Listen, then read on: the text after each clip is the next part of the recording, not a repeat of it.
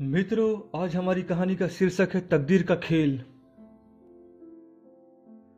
बात बहुत पुरानी है।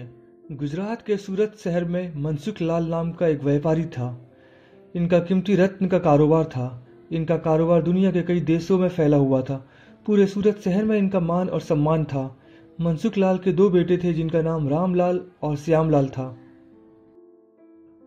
रामलाल को दौलत और रुतबे का बहुत घमंड था, जबकि श्यामलाल एक शरीफ और सुलझा हुआ इंसान था। घमंड के साथ साथ रामलाल में ईर्ष्या और बेईमानी जैसी अवगुण भी थे। समय के साथ साथ मनसुख लाल की उम्र बढ़ती जा रही थी। ऐसे में उनके दोनों बेटों ने कारोबार में पिता का अधिक से अधिक हाथ बटाना शुरू कर दिया था। कुछ समय के पश्चात मनसुख लाल चल बसे और कारोबार का पूरा भार रामलाल और श्यामलाल के कंधों पर आ गया।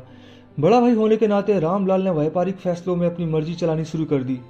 रामलाल बेईमानी और मक्कारी भरे फैसले लेने लगा। असली रत्न के नाम पर वह नकली रत्न का व्यापार करने लगा, जिससे उसका मुनाफा बढ़ने लगा।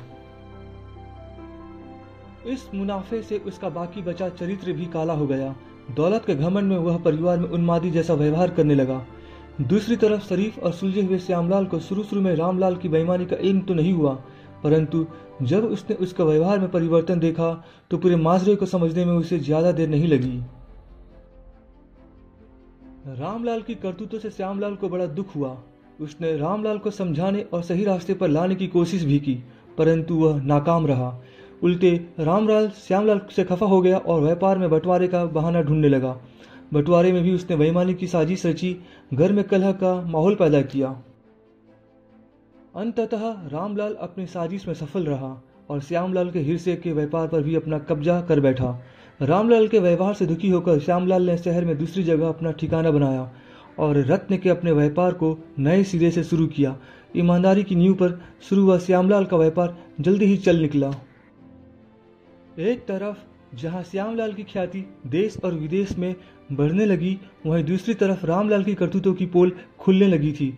नकली रत्न के व्यापार के कारण रत्न बाजार में रामलाल की साख को जोरदार धक्का लगा और उसके व्यापार का दायरा सिमटने लगा।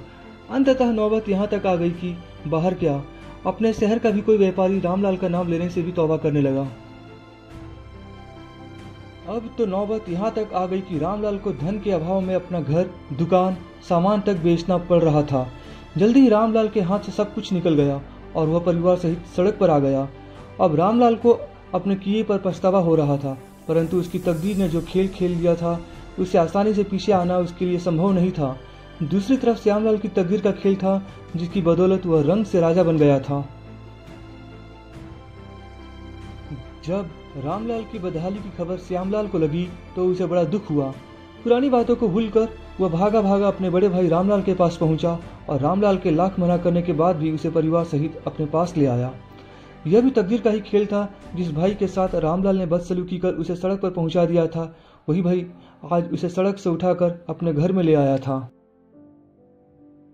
मित्रों, इस कहानी से हमें यह सीख मिलती है कि तकदीर कब किसके साथ क्या खेल खेल दे इसका अंदाजा कोई नहीं लगा सकता। हाँ, इतना जरूर है कि आपके कर्म ही आपका तकदीर लिखते हैं। जिस तरह रामलाल और श्यामलाल के कर्मों के आधार पर तकदीर ने उसके साथ खेल खेला था, इसी तरह अच्छे कर्म करते रहना चाहिए। क्या पता कल तकदीर आपके साथ क्या खेल खेल जाए। इसलिए कहते हैं तकदीर का खेल निराला है। तो मित्रों, हमारी कहानी यही समाप्त होती है। अब मिलेंगे हम नई कहानी और एक नए जोश के साथ।